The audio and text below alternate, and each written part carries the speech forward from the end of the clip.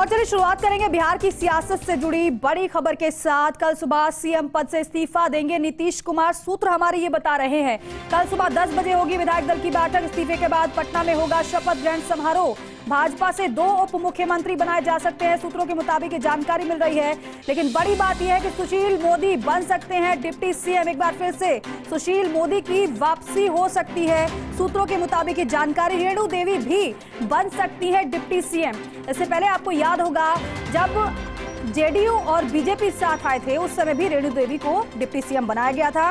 तारकिशोर प्रसाद साथ में deputy CM, उनको भी बनाया गया था। लेकिन एक बार फिर से बीजेपी के साथ नीतीश कुमार आ रहे हैं, ये लगभग तय हो गया है। और ऐसी जानकारी मिल रही है कि कल नीतीश कुमार इस्तीफा देंगे और उसके बाद शपथ ग्रहण समारोह होगा। ये भी बड़ा दिलचस्प है, इस्तीफा दिया जाएगा मुख्यमंत्री की शपथ के लिए ही, लेकिन सुशील मोदी की वापसी हो सकती है। एक बार फिर से रेणु देवी भी बन सकती है डिप्टी सीएम। बड़ा सवाल यह है कि एक बार फिर से नीतीश कुमार अगर साथ आ रहे हैं तो फॉर्मूला किस तरह से बनाया गया है, क्योंकि आपने बयानबाजी सुनी होगी नीतीश कुमार की तरफ से। कहा गया था जब उनसे पूछा गया कि क्या एनडीए के साथ आप जाएंगे आगे आने वाले समय में, उन्होंने कहा था कि मर जाएंगे लेकिन फिर से भाजपा के साथ नहीं जाएंगे।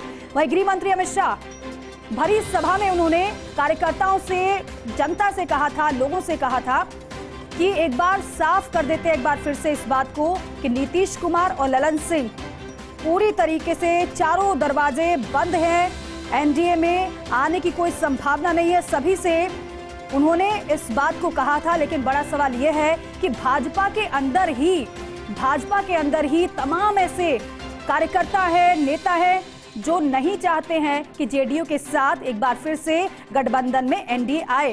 दिल्ली न्यूज एडिटर अदिति नागर हमारे साथ जुड़ रही ज्यादा जानकारी के साथ। अदिति, देश भर की निगाह बिहार की सियासत पर टिकी हुई है, लेकिन जरा बताइए कि क्या सब कुछ अब तय हो चुका है, बस इस्तीफा देना है और एक बार फिर से मुख्यमंत्री पद की शपथ नीतीश कुमार लेते हुए नजर आने वाले हैं? पूरा घटनाक्रम क्या रहा है, क्या हमारे पास जानकारी है, बताइएगा।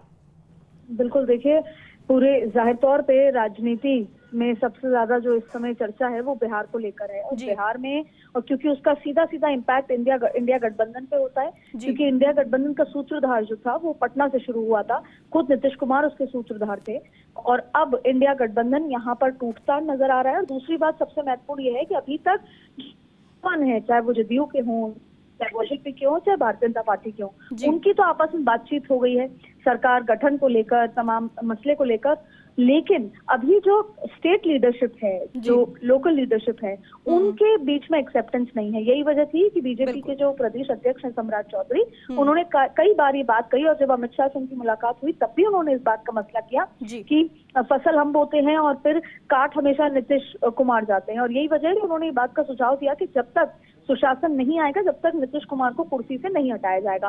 वहीं दूसरी तरफ अभी तक जो नजर आ रहा है समझौता नीतीश कुमार के मुख्यमंत्री बने रहने का, और जो 2020 में जो फॉर्मूला था बीजेपी और जेडीयू के बीच में, वही फॉर्मूला लागू होता हुआ यहाँ पर नजर आ रहा है। लेकिन इस बार केवल विधानसभा में 2 डिप्टी सीएम बताए जा रहे हैं बीजेपी से। उसके बाद मंत्री पद में जो अनुपात होना है वो 2020 का ही होना है, क्योंकि इस बार जीतन राम मांझी हुए, तमाम तरीके की स्थिति वहां पर है। लेकिन आप देखिए घंटों बड़ी लंबी बैठक चली, जहाँ एक तरफ फोन बाहर रखवाए गए, आरजेडी ने अलग अपने बयान दिए, जेडीयू की अलग बैठक हुई, और यहाँ तक बात ये भी निकल कर आ रही थी कि कल पूरे एनडीए की बैठक होने वाली है। और वो कैसा नजारा होगा जब चिराग पासवान से लेकर जीतन राम मांझी, नीतीश कुमार, भारतीय जनता पार्टी के तमाम नेता जो एक समय में शायद कुछ घंटों पहले एक दूसरे के आमने सामने थे, वो एक छत के नीचे बैठकर सरकार की गठन और सरकार में भूमिका पर तय करेंगे।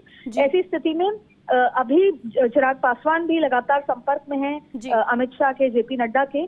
फिलहाल अगर हम सूत्रों की बात माने, या जो क्योंकि इस समय सबसे ज्यादा जो सूत्रों के हवाले से चीजें निकल कर आ रही हैं, पुष्टि कोई नहीं कर रहा, आधिकारिक तौर पर पुष्टि अभी तक किसी ने नहीं करी है, लेकिन यही निकल कर आ रहा है कि कल शपथ समारोह हो सकता है जिसमें जेपी नड्डा, अमित शाह जा सकते हैं। लेकिन फिलहाल सारे ही पार्टीज की, खास तौर पर जेडीयू और बीजेपी के लोकल लीडरशिप को का मान मनोबल अभी फिलहाल चल रहा है, क्योंकि बीजेपी न जेडीयू के साथ जाना चाहती है और जेडीयू बीजेपी के साथ सरकार नहीं बनाना चाहती। अभी तक केवल आलाकमान लेवल पर बात हुई है, लेकिन भारतीय जनता पार्टी में अनुशासन है और अनुशासन के स्तर पर जो आलाकमान फैसला ले लेगा, भारतीय जनता पार्टी की स्टेट यूनिट को वही फैसला मानना बिल्कुल अदिति। और जो फैसला लिया जा रहा है या फिर ले लिया गया है या फिर लिया जाएगा, इस पर ही पूरे देश की नजर है। फिलहाल बहुत शुक्रिया आपका।